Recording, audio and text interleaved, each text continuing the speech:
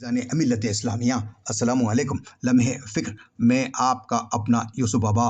تاریخ اسلام کا ایک تاریخی واقعہ بغور سماعت کیجیے۔ جنگ بدر اسلام کا پہلا معرکہ 17 رمضان المبارک عظمت سے بھرا وہ دن ہے جبکہ جنگ بدر جیتی گئی۔ اسلام کا نقطۂ عروج جنگ بدر سے شروع ہوتا ہے۔ حق و باطل کی یہ پہلی جنگ تھی جس میں حق کو زبردست فتح اور باطل کو کمر توڑ شکست ہوئی۔ یہ ابتدا تھی اس انقلاب عظیم کی جبکہ حق کا خورشید جہاں تاب کچھ ہی عرصے میں باطل کے ظلمت قدوں کو عرب کے گوشے گوشے سے مٹا دیا۔ یہ آغاز اس تہذیب حجاز کا جس کی حقانیت، روحانیت اور انسانیت پر ساری دنیا کی تہذیبوں کی بنیاد رکھی گئی۔ یہ شروعات تھی اس معرکہ کارساز کی جس کے بلبوتے پر حکومت الہیہ و خلافت راشدہ کا خواب شرمندہ تعبیر نظر آیا۔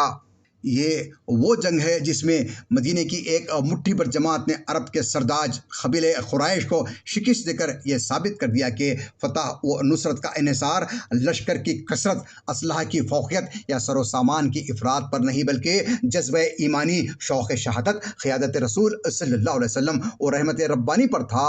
جنگ بدر تاریخ اسلام کا وہ عظیم واقعہ ہے جہاں سے دنیا کی امامت کا تاج مسلمانوں کے سر پر رکھا جانے لگا۔ اسی دن سے جبکہ حضور سرور کائنات صلی اللہ علیہ وسلم نے الہ کلمت الحق کا نعرہ بلند کیا، کفار مکہ نے آپ صلی اللہ علیہ وسلم کے مشن کو ناکام کرنے کی غرض سے مخالفت کا طوفان برپا کر دیا تھا، حتیٰ کہ آپ صلی اللہ علیہ وسلم کو قتل کرنے کی بھی ٹھان لی تھی۔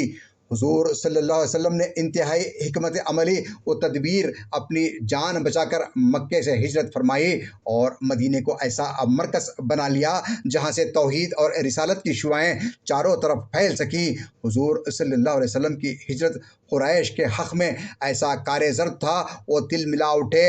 مدینہ منورہ میں انصار کے ہاتھوں مہاجرین کا استقبال مکہ والوں کو موت کا پیغام تھا۔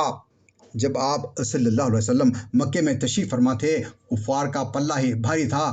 اب کایا پلٹ رہی تھی۔ قریش کی شاہری معیشت شاہراہ سے منسلک تھی جو مدینے کے قریب سے شام کی طرف جاتی تھی۔ مسلمان اس شہرک کو کاٹ کر قریش کے سارے تجارتی کاروبار کو ختم کر دے سکتے تھے۔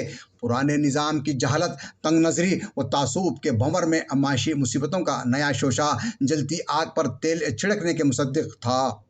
چنانچہ انہوں نے یہ تجویز سوچی کہ مدینے کے منافقوں کو بھڑکا دیا اور حضور صلی اللہ علیہ وسلم کے خلاف ایک محاذ کھڑا کر دیا جائے۔ مدینے کے سردار عبداللہ بن ابی کو جسے ہجرت سے پہلے اہل مدینہ اپنا بادشاہ بنانے کی تیاری کر چکے تھے اور آپ صلی اللہ علیہ وسلم کی آمد سے اس کی امیدیں خاک میں مل چکی تھیں، قریش نے خط لکھا کہ تم نے ہمارے آدمی کو اپنے ہاں پناہ دے رکھی ہے۔ ہم خدا کی قسم کھاتے ہیں کہ یا تو تم اس سے لڑو یا اسے نکال دو ورنہ ہم سب تم پر حملہ آور ہوں گے اور تمہارے مردوں کو قتل اور عورتوں کو لونڈیاں بنا لیں گے۔